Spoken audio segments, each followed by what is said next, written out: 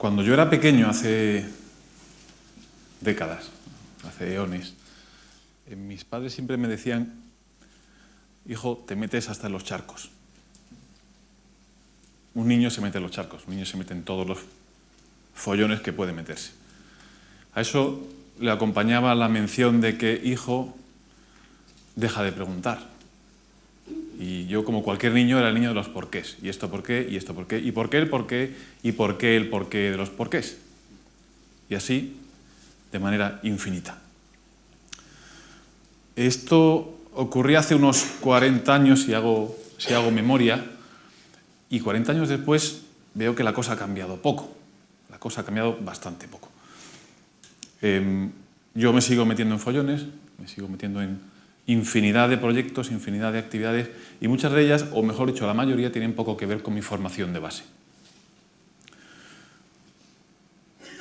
Sobre esta idea es sobre la que les contaré un viaje, les contaré un relato personal de alguien que, sin ser técnico, como yo, se ha visto involucrado, relacionado, sumergido, tanto en el área de los materiales compuestos para la aviación, en el área de los nanosatélites, en el área de la ciberseguridad. Y quiero compartir con ustedes parte del camino y, sobre todo, parte de las preguntas. Y si esto avanza ya, estupendísimo. La primera vez que yo me enfrenté o que yo tuve contacto con un área relativa a la ciberseguridad, me surgieron en mi espíritu porquesiano, de por qué, yo decía: ¿esto de la ciberseguridad qué es? ¿Esto es una cuestión técnica? Yo me imaginaba infinidad de cables, conectores, CPUs, refrigeradores, bits, cosas muy raras. Y me preguntaba si dentro de este área habría algo para mí. Y no lo tenía muy claro. La verdad es que no lo tenía muy claro. Y la segunda pregunta que me hacía, o la tercera, era: ¿y esto qué tiene que ver conmigo? Es decir, ¿me va a afectar esto en el futuro? ¿No me va a afectar en el futuro? Pensemos que estoy hablando de hace años, no ahora. Ahora está todo muy claro. Pero hay que mirar para atrás, o por lo menos a mí me gusta mirar para atrás y intentar trazar una línea. ¿Por qué a mí? Y en caso de que me afecte, ¿de qué manera me va a afectar? Y, derivadamente, ¿qué voy a poder hacer yo respecto a la ciberseguridad? Si es que puedo hacer algo. Sobre todo, insisto, sin ser un técnico. Decía que no hay que retrotraerse mucho, pero en la época, en los últimos 30, 40, 50, 60 años, las modificaciones han sido muchas. Los tiempos están cambiando. Esto lo ha dicho gente más dotada musicalmente que yo. Y los tiempos cambian, y han cambiado de manera muy rápida, de manera extraordinariamente rápida. Como decía Javier, nos tenemos que olvidar de la aritmética, de los crecimientos aritméticos, y tenemos que ir a los crecimientos geométricos. Esto es inevitable e indiscutible. Con que hoy salgamos con alguna de esas preguntas que yo me hacía cuando era niño y me sigo haciendo ahora contestada, yo estaré satisfecho. Creo que todos estaremos algo más contentos, y los malos de la ciberseguridad, de los que vamos a hablar en un minuto, estarán menos contentos. Decía que la evolución ha sido terriblemente rápida, apasionantemente rápida. Hemos pasado de ordenadores como el de la imagen, que ocupaban una habitación y que probablemente tenían una velocidad y una potencia de procesamiento inferior a la Thermomix que hoy día tenemos en casa. Sin duda, sin duda. La cosa evolucionó, más lento que rápido, y pasamos a tener unas preciosas máquinas cuadradas, boxy, como esta maravilla de Apple. Y luego, sin darnos cuenta, en un abrir y cerrar de ojos estamos aquí. Hoy es cierto que, por lo que sabemos, el auditorio está formado mayoritariamente por ingenieros.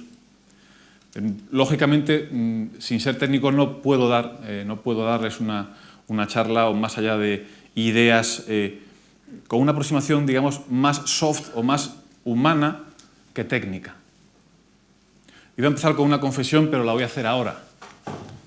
Y es esta. Me llamo Ángel Vallejo, voy a hablar de ciberseguridad y no soy ingeniero. Vamos a ver algo de esto. La sociedad, lo sabemos, ha cambiado mucho. Los hábitos han cambiado mucho, no, muchísimo.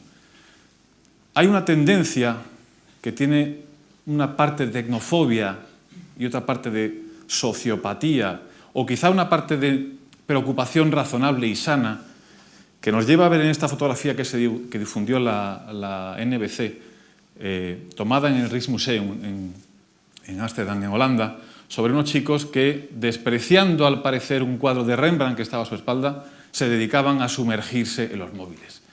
Esto es lamentable, esto es terrible. Hay que acabar con esto. A los 2 días, la CNBC explicó y el Rijksmuseum explicó que estos jóvenes no estaban inmersos en sus móviles chateando.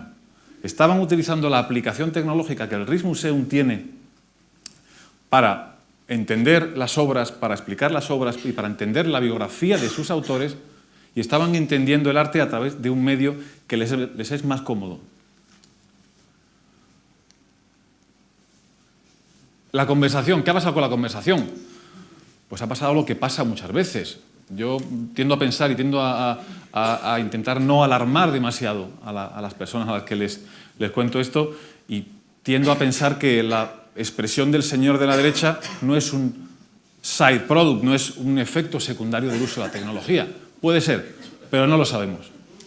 Desde luego, lo que es de esta fotografía, lo que más me gusta no es la señora de la izquierda ni el señor de la derecha, que está a punto de hacer alguna cosa con la pantalla de su móvil, sino la señora del medio, la de arriba, que tiene una cara como diciendo, ¿qué está pasando aquí? Esto es moderno, esto es lamentable, esto es terrible, esto no ha pasado nunca en la sociedad. La gente siempre hablaba y siempre tenía una conversación con el de al lado. ¿O no? Esta fotografía es de 1956. Es un vagón de un tren en un estado, no sé si es Nueva York o Nueva Jersey. No hemos cambiado nada. Hemos cambiado el formato, el tabloide, la gran hoja de papel que nos aísla, por la pequeña pantalla de colores que tiene probablemente las mismas noticias. No ha cambiado nada. Vamos a intentar dejar la tecnofobia, porque con una tecnofobia una cierta tecnofobia probablemente nos va a inhibir una idea interesante de protección y de autoprotección en materia de ciberseguridad. Decía que ha cambiado mucho el mundo, muchísimo. En 1960 éramos en este precioso planeta 3.000 millones de personas. ¿Tienen una idea de cuántos somos ahora? 7.000 millones. ¿Alguien da más? 7.340 millones y subiendo. Y subiendo. Esto, entre otras cosas, es posible, aparte de cosas muy evidentes, por la tecnología aplicada a la medicina, aplicada a muchísimas cosas. Y vamos a ver qué tiene que ver esto con la ciberseguridad. Porque tiene que ver con la penetración y con el nivel de penetración de la tecnología en la sociedad. Esto es, volviendo un poco a la imagen del mundo anterior, esto es cuando yo iba al colegio, insisto, hace muchísimo tiempo, esto era un mapa del mundo. Colores, definiciones, fronteras perfectamente trazadas. Pero el mundo ya no es este. El mundo ya no es este. El mundo ya sabemos qué es esto. La red es esto. Hay una hiperconectividad, hay un concepto de territorialidad difuso. Los países ya no acaban aquí, porque hay redes y hay radiaciones y hay relaciones establecidas sobre algo más que el territorio físico. En el 2013, el crecimiento de las suscripciones para teléfonos móviles estaba en 6.800 millones en el mundo. La cifra aumenta. En el Internet de las cosas, y luego nos van a hablar de este tema, vamos a llegar a los más de 5.500 millones de dispositivos. Probablemente será mucho más, por el crecimiento exponencial que comentaba Javier, conectados o interconectados entre sí y con la red. En cuanto a información, insisto, yo no soy técnico, pero no dejo de admirar o de apreciar la belleza literaria que tiene la técnica, la información. Yottabyte, petabyte, exabyte. Un yottabyte, no os lo voy a explicar a ustedes que son ingenieros. 1.000 billones a mí se me escapa. Y me temo que aunque fuera ingeniero también se me escaparía. ¿Y todo esto dónde nos lleva? Nos lleva a una situación muy concreta. Le propongo un reto muy cortito, un juego muy cortito. Échenle una mirada a la imagen y cuando se den cuenta de lo que echan en falta, intenten no sonreír. A ver quién lo consigue. Una chica, una ventana, un café, un libro. ¿Ya han descubierto lo que falta? Sí, ¿verdad? En determinados sitios y a determinadas horas, esta persona podría ser vista como una sociópata. Y tenemos que intentar huir de eso. Al revés. Se puede usar la tecnología y puede no usarse la tecnología. Uno está inmerso en la tecnología, pero no tiene que estar bebiendo de la tecnología de alrededor. Y vamos a entrar más cercanamente o más directamente en la materia. El cibercrimen, la ciberseguridad. Yo como no técnico me preguntaba, volviendo al niño de los porqués, pero ¿y esto en realidad qué significa? ¿Qué influencia puede tener el cibercrimen, los ataques a la ciberseguridad? ¿Qué influencia pueden tener en el mundo, en mi mundo? Bueno, me explicaban, el cibercrimen tiene un crecimiento interanual del 110%, un número muy interesante. ¿Pero esto qué significa? ¿Por qué esto es importante? Pues porque el coste que los ataques a la ciberseguridad representan para la economía representan un 0,8% del Producto Interior Bruto del mundo. Del mundo. ¿Pero esto por qué me tiene a mí que afectar? ¿Esto qué significa? Pues que todo el Producto Interior Bruto de Noruega es el coste de la ciberseguridad o de los ataques a la ciberseguridad que ocurren en el mundo. Pero esto yo necesito compararlo. Para mí esto es una magnitud más gráfica, pero no tan gráfica. Y aquí probablemente lleguemos a un cierto ajá. El negocio del cibercrimen es más lucrativo que el tráfico de armas y el tráfico de drogas a nivel mundial. Atención, tráfico de drogas y tráfico de armas a nivel mundial. Hablamos de algo relativamente serio. Los ataques a la ciberseguridad no tienen un objetivo, mejor dicho, sí tienen objetivos claros, pero terminan afectando a todas las áreas de la sociedad. Mucho a la industria, bastante a los gobiernos, la industria de salud, la industria de las finanzas. Y básicamente los ataques los podemos dividir o clasificar en tres grandes grupos: el cibercrimen, el ciberhacktivismo y el ciberespionaje. Como personas físicas, como ciudadanos, lo más probable que nos afecte en algún momento es el cibercrimen. El ciberhacktivismo probablemente de manera derivada y el ciberespionaje más bien en área de la industria. Pero estos son los costes asociados a esta práctica. Sony, conocen el caso de Sony. A Sony la broma de los ciberataques le costó 60 y algo mil millones de dólares. JP Morgan, bueno, la banca, 80 y pico mil millones de dólares sus ataques. Luego vamos a ver que esto de la banca nos pilla más cerca de lo que parece. Todos tenemos este tipo de aparatos, ¿verdad? Bueno, yo me dedico a lo mío, yo no me meto con nadie, yo no estoy localizado. Error. Ahora, alguno ha inventado una cosa con la cual se mete en nuestro ordenador, nos bloquean o nos encriptan la información y nos piden un rescate. Y si no pagamos en bitcoins o en lo que sea, en el modo que nos dicen, nuestra información va a permanecer encriptada.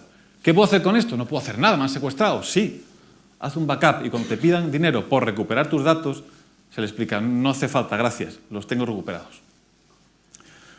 Es decir, sí nos afecta esto, sí nos afecta. Por cierto, si alguien está falto de dinero y localiza al inventor del CryptoLocker, Evgeny Bogachev, el FBI graciosamente da 3 millones de dólares, que para las fiestas nos pueden venir muy bien. ¿Tendrán coches ustedes? Yo tengo coche.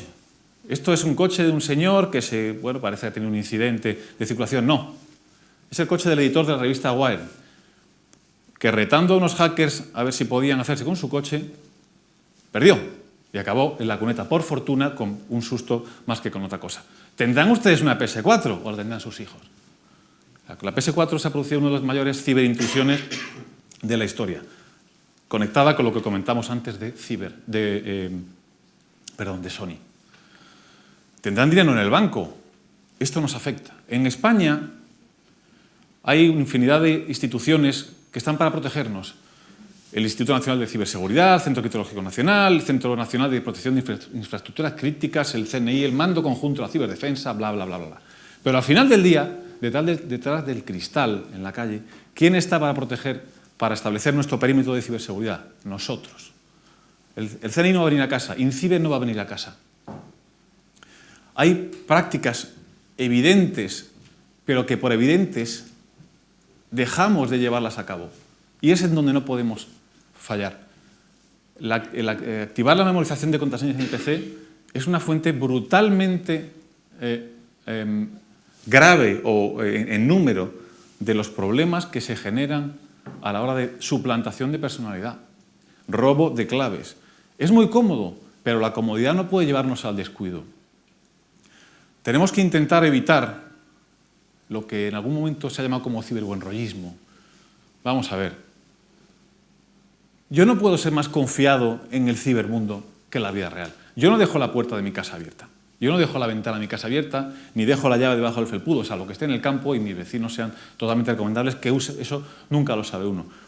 Hay que cambiar las claves de la wifi. Igual que si uno tiene una casa y la alquila repetidamente, no se le pasa por la cabeza no cambiar la cerradura cuando van pasando los inquilinos. ¿Por qué no cambiamos la clave del wifi? Saben que, sí lo saben, pero voy a hacer como que no lo saben y todos estamos felices. ¿Saben que el 99% de las brechas de seguridad permanecen siendo brechas de seguridad un año después de que se publiquen que son brechas de seguridad? La estadística es interesante, pero es más interesante lo que hay detrás. Somos unos descuidados. Sabemos un año antes de que nos ataquen por dónde nos van a atacar y nos atacan. Y voy a terminar en exclusiva con dos imágenes que me han mandado al móvil viniendo desde aquí. Uno es un dispositivo prácticamente inhackeable, 99%, y otro es un dispositivo híbrido hardware-software, que es sobre el que tenemos que trabajar. El dispositivo inhackeable es este, es la máquina de escribir. Yo tenía una y la he vuelto a utilizar y la estaban utilizando en el Pentágono y en la NSA, y esto no es ninguna broma. Y el sistema híbrido es este. Aquí tenemos que trabajar. Cuando cambiemos la mentalidad, cambiaremos probablemente la afección de la ciberseguridad. Vamos a establecer perímetros físicos desde el mundo real en el cibermundo. Cuidado con dejarse los móviles, cuidado con perder los ordenadores. Y si los perdemos, por lo menos, que sean con una clave. Termino. A mí me gusta mucho una frase de William James, de hace mucho tiempo, que dice que cada hombre, cada persona tiene que establecer su propio sistema o acabará sometido al sistema de otro hombre. Vamos a establecer nuestro sistema de ciberseguridad, vamos a protegernos, porque no va a venir nadie a protegernos si nosotros no lo hacemos. Muchas gracias.